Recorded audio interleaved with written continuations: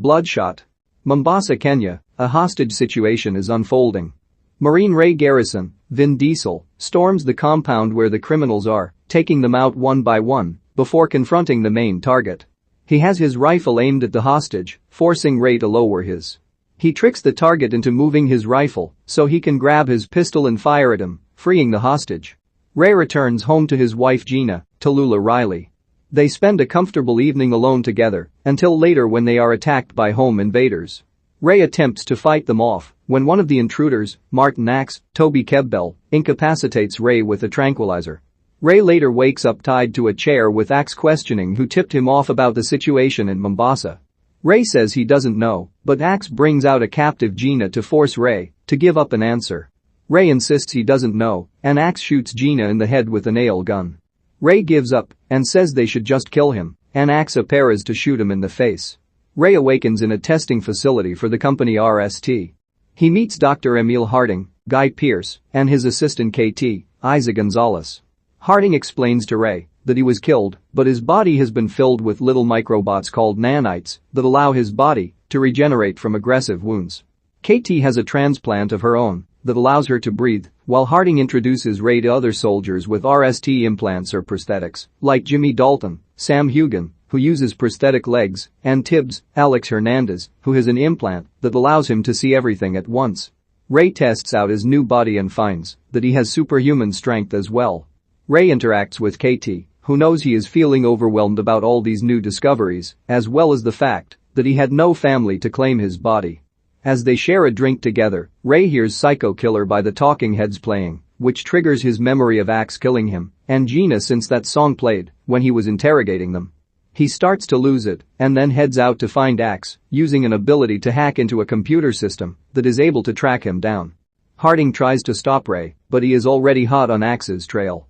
He corners Axe and his men in a tunnel, where he proceeds to fight the men, even managing to regenerate some severe gunshot wounds. Axe recognizes Ray and pleads for his life, but Ray is not interested and then shoots Axe dead.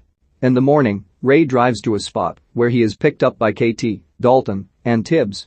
He is brought back to RST and strapped to a bed, where Dalton comes in to antagonize him and suggests that Gina isn't really dead. Ray is knocked out, and Harding organizes for everything from the hostage situation to Ray's capture to be replayed differently, as the whole thing was fabricated by them. They replace Axe's face for the captor with that of a man named Nick Barris, Jóhannes Haukur Jóhannesson, and begin to go by a slightly tweaked script. KT is the only one against the operation, as she knows Ray is being used against his will. A photo of Harding with Axe and Barris is then seen, meaning there's a connection between them all. After going through the motions once more, Ray goes after Barris, with Harding and his team watching and pretending to be concerned. Ray allows himself to be captured by Barris's men to get himself inside his compound. Barris's coder Wilfred Wiggins, Lamorne Morris, gives Barris an EMP to use against Ray if necessary, which Harding and the others notice through their surveillance cameras. Ray attacks and kills Barris's men before finishing Barris himself, but Wiggins hits the EMP button to incapacitate Ray, as well as knock out all the power within a 20-mile radius. Wiggins takes Ray and wakes him up with a powerful electrical charge. He tells Ray that he was basically forced to work for Barris, but he does want to help Ray. He tells Wiggins about experiencing the same memory with a different face for each killer. This goes along with a rumor Wiggins heard of a hired killer being sent out, and Ray realizes Harding has been using him to go after multiple RST defectors. He also realizes Gina is alive, but Wiggins worries that if he goes looking for her, Harding will just reset his memories and put Wiggins' face on the killer's body this time. Ray gives Wiggins a sample of his nanite's blood to inspect. Ray takes one of Wiggins' cars and manages to track down Gina's location. She is happy to see him, but he is under the impression that they are still married. Gina reveals it has been 5 years since they last saw each other and apparently split up on mutual terms. She is now remarried and has 2 children of her own, leaving Ray heartbroken. After he leaves, Dalton pursues him, but Ray manages to get hit by a truck that shatters his prosthetic legs. One of Harding's guys shuts Ray down and then orders KT to go after Wiggins, even shutting down her breathing implant to prove he means business. KT finds Wiggins and knocks him out before knocking out his men. Harding finds Ray and puts him in a simulation where he must come clean over his business, knowing Ray is pissed and that he knows the truth. Harding acts as though he did what was necessary and did what was right for Ray, but Ray promises he will no longer control him. His body ends up at RST where they are extracting the nanites. After returning to work, KT tells Harding that Wiggins got away, so Harding stops the nanite extraction to have Ray go after Wiggins. Harding puts Ray in the hostage simulation again, but KT intervenes to get Ray to realize what is really happening. Harding tries to shut her down, but she reveals that she got Wiggins to remove Harding's access to her implant, allowing her to be free of his control.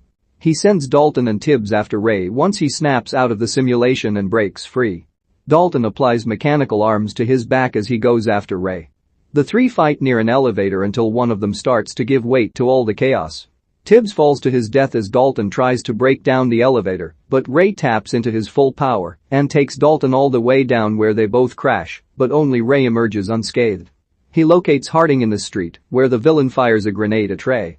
It blows him up and he starts to regenerate, but Wiggins sees that the nanites are draining, and if Ray takes another hit, he won't recover this time.